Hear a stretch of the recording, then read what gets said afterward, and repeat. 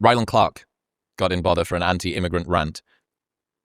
I don't know what's happened since I left the country.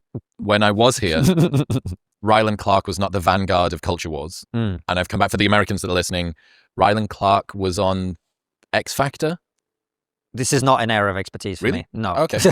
Ryland Clark did reality TV, some sort of... Right. He pivoted that, as many British people do, into presenting and commentary and a fluffy morning TV show type stuff.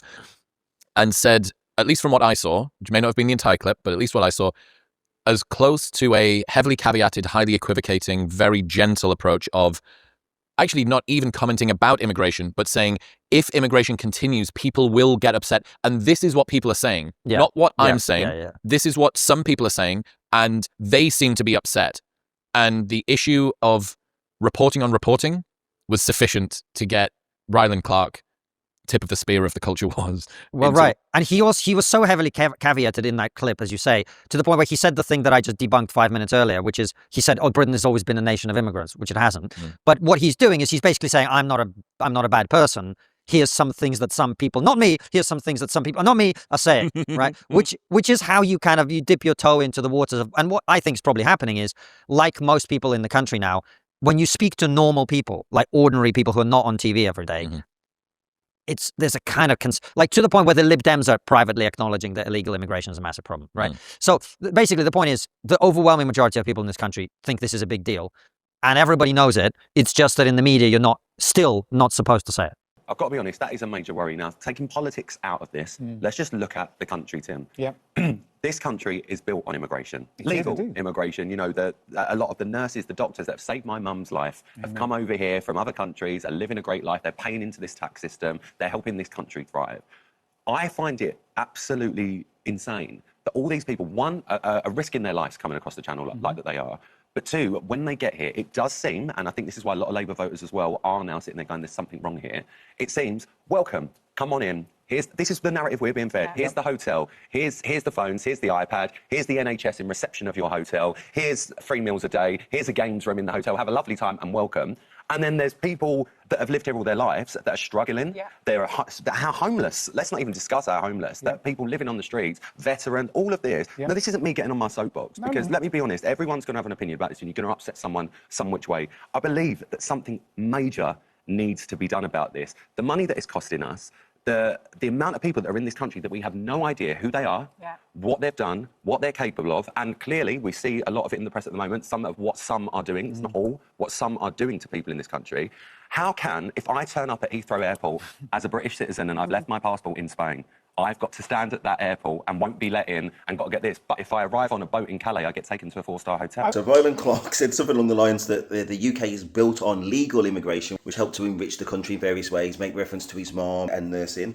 But the phones, it's not given by the taxpayer, it's given by the charities, self-funding. And then he mentioned about iPads. And let's think sensibly. What are the odds, for what we know about the UK government and how generous they are, that they're giving away iPads? I've never had an iPad. Nobody I know has ever had an iPad. Why would iPads be front of mind? The UK government are not giving out free damn iPads. So let's just clarify that. If anything, again, it's going to be the goodwill of charities and things like that. But it's amazing how lies take root and have their own momentum. He also mentioned about 4-star hotels. Now, in the entirety of UK history, would there have been at least one asylum seeker that's been booked into what was a 4-star hotel before it became converted, usually these days, into an asylum type hostel?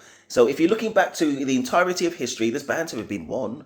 But more recently, they need somewhere they can place people. And there was a news article, and they showed one of the rooms, and in a room for one person, they had bunk beds and had 3 or 4 people in there. So we're not talking about luxury. And as soon as you go down that route, and as soon as you take away the receptionists, because obviously the receptionist's not going to be there for an asylum hostel, it is no longer a hotel, and it's most definitely no longer 4-star. And I think he seemed to be saying that any kind of housing that we have should be given to the homeless. And it must be because he doesn't understand there's already help for the homeless and already help for the veterans. It's almost like saying, if we wrote down a list of 100 things that matter, we won't move from number 2 until we've satisfied number 1. Now, does that make logical sense? So if we had a list of 100 things most important to the UK, it would be the logic, well, food's most important. So until we've saturated everything from food, then we move on to number 2. Is that a sensible way to go about it? Or does the 6th richest country in the world, big enough GDP, gross domestic product, that it can tackle more than one thing at the same time. And we're still talking about commitments that we signed up for in international law regarding immigration and in particular asylum. He also talks about no idea who these asylum seekers are and what they're doing. Now, there's various elements to that. Now, the whole concept of asylum is that you can't just sit at home waiting for somebody to knock your door and maltreat you or kill you. That makes absolutely no logical sense. The concept of asylum is this is a situation where you need to get yourself out, and that's exactly what they do. So you're not going to know what they've done, but in this country, people are innocent until proven guilty, and under the circumstances of a true asylum seeker trying to escape persecution, it only makes absolute sense, and it is, again, the international law which we had a massive part invited in the first place, and that we've signed up to. So if we didn't want to do it, we shouldn't have done it, and if we no longer want to be part of it, we have to be part of trying to change it or withdraw from it, and that's the only sensible conversation. In terms of what asylum seekers are doing, it's the same as anybody else. As I said, it's innocent until proven guilty, and of course, should evidence support it, then they should be locked up, depending on the severity. Simple as that. If it's very severe, they treat it severely, and if it's not severe, then not so much. But we don't know until we know, and it's not based on hearsay, it's not based on best guessing just because they're an asylum seeker, they must be the worst person in the world. It's based on actual facts by people who are trained to find out this information, otherwise known as lawyers and judges. This is the system that we already know exists in the world. That's why it's so disingenuous to talk about something else. But here we go, this is what we got, let's move on.